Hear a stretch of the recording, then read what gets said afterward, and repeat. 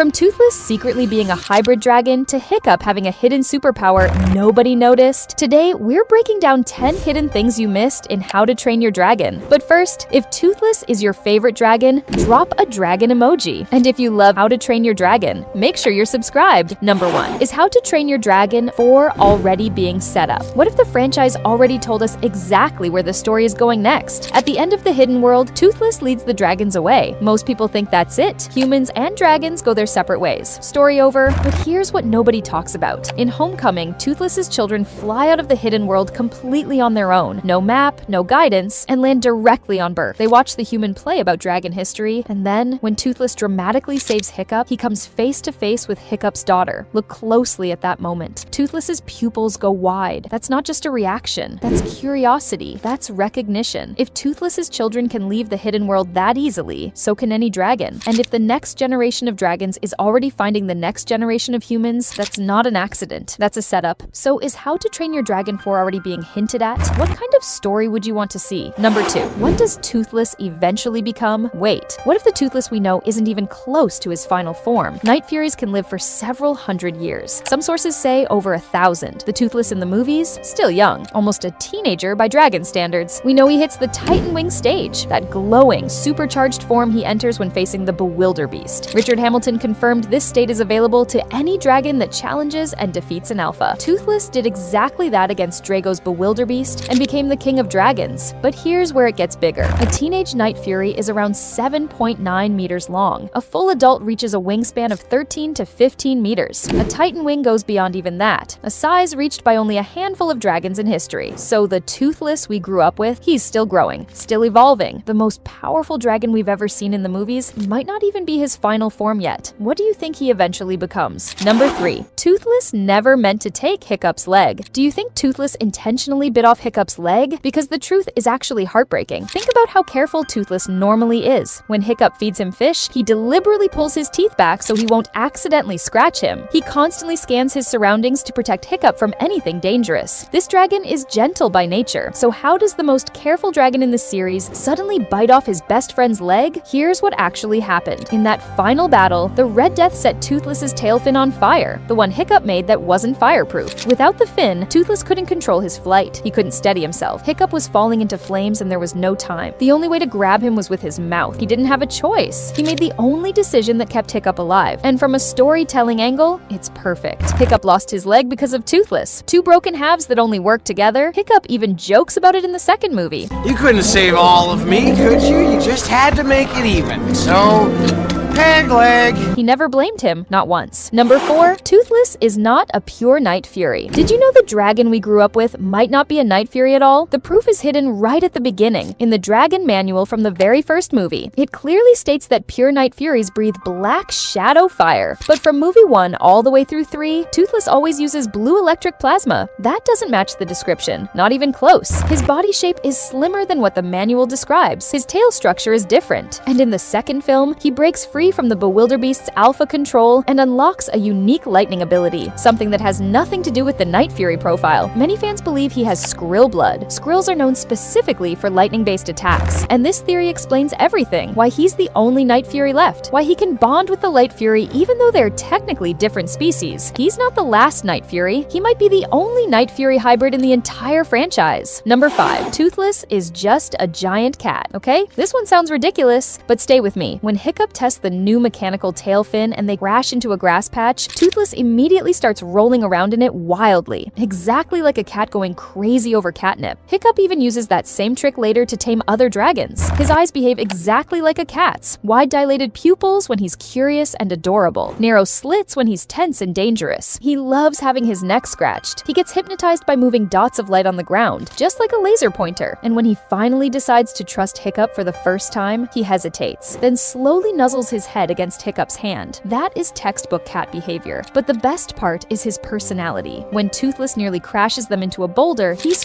furious. He secretly throws pebbles at Hiccup's head and acts offended when he gets caught. He leaves Hiccup hanging on a cliff to teach him a lesson, then licks him all over with saliva, grumpy on the outside, completely obsessed with his human on the inside. Toothless isn't a dragon. He's a 200-kilogram cat with wings. Number 6, Toothless's children were born with a fatal weakness. This one actually changes changes how you see the ending of the whole trilogy. Pure night furies survive by disappearing into darkness. Black scales that absorb night completely. Light furies survive the opposite way. White scales that reflect light, making them invisible in daylight. Both abilities are elite survival tools. That's why these species made it. But their children, the night lights, are born black and white. And that cute coloring is actually a death sentence. They can't vanish at night. They can't disappear in daylight. They're permanently visible in every condition. The film literally proved this mattered in the very first scene of the franchise. Hiccup only hit Toothless because a plasma blast lit up the sky and exposed him. A full-grown, fully capable Night Fury was taken down the moment his invisibility broke. So what happens to a baby dragon that can never turn invisible at all? Number 7, there is a dragon bigger than the Bewilderbeast. Wait, you thought the Bewilderbeast was the biggest dragon ever? Not even close. Hidden in the original books is a species that never made it into the movies. They were called Giganticus Maximus, and according to old Viking mythology, one dragon from that bloodline was so enormous. This dragon lived for thousands of years. It could control other dragons, including Bewilderbeasts, like they were nothing. It could see the future. It breathed fire all night without stopping and shot lightning directly from its eyes. Here's the part that changes everything. The Green Death, the Purple Death, the legendary Furious all descended from Giganticus Maximus, but so are Night Furies. Toothless's entire species traces back to this creature. For some reason that's never been explained, Night Furies lost the colossal size of their ancestors somewhere along the way, but what if that size is still in there somewhere, buried deep, just waiting? Number 8, 2 hidden details in HTTYD 2. Nobody talks about, most people completely miss these. There's a quiet moment in the second film where Eret places his hand on his chest after a dragon breathes fire nearby. It looks like a small, instinctive flinch, but it's not. A long time ago, Drago punished him for failing to capture enough dragons by burning a mark directly into his chest. That scar never left, not physically and not mentally. So now, every time fire gets close, his hand goes to that spot automatically. One tiny gesture. An entire backstory in 2 seconds. And here's another one. Both Hiccup and Drago use the exact same hand gesture to calm dragons. Arm extended, palm open, slow approach. Identical movement. But Hiccup's version is soft, patient, built on trust. Drago's is sharp, dominating, built on fear. Same gesture, completely opposite meanings. 2 different philosophies of the entire world, captured in one repeated hand motion. The film was saying something the whole time. Most people just never caught it. Number 9, 3 dragons that can never be tamed. Not every dragon has a Hiccup ending. Some of them were never going to. The Buffalord seems harmless. It's gentle and almost never attacks humans, but it's completely chained to its specific grassland habitat. The moment it leaves, it can't feed. And something even worse kicks in. Its spikes start firing in every direction on pure instinct. It breathes fire uncontrollably, and it destroys everything around it. That's not aggression. That's a stress response so deep that no amount of training can reach it. The Flightmare is a different problem. Its core ability is a paralyzing mist. Anyone exposed to it simply stops moving. The moment anyone gets close, it releases the gas automatically. It has no social instincts whatsoever. No curiosity about other creatures, no need for connection. It exists only to feed. There's no emotional door to open. But number 1, the Red Death, is officially considered untameable by every measure. It's a regional alpha with no natural predators. It rules through fear. It has no need for humans for food or for anything emotional. It can only survive inside volcanic temperatures, which means it's physically locked to one place. And most importantly, it shows absolutely no goodwill toward any living thing. The Red Death doesn't want a Hiccup. It never did. Number 10, Hiccup. Had a superpower the whole time and nobody noticed. This is the one detail that changes how you watch every single movie. Everyone sees Hiccup as the weak one, the skinny kid who stays behind in the village while real Vikings fight dragons. Most people assume he got lucky, but after rewatching, something doesn't add up. Hiccup can physically push Toothless, a dragon that weighs 800 kilograms. He doesn't stagger, he doesn't struggle, he just pushes him. And once you notice that, you start seeing it everywhere. He lifts things throughout the movies that he realistically should not be able to handle alone. And here's the part that made me stop and rewatch everything. His strength keeps increasing across all 3 films. The clearest example is in the 3rd movie. When Toothless jumps on him affectionately with full force, Hiccup doesn't fall and pushes him back. Hiccup wasn't just becoming a better leader throughout the series. He was becoming a Viking, quietly, consistently in the background of every scene. The whole time, while everyone was watching Toothless become an alpha, Hiccup was becoming one too. And that's all 10. Which one hit you the hardest? A hidden theory mystery, or a tiny detail you completely missed? Drop it in the comments. If you want part 2, hit that like button and subscribe, because there are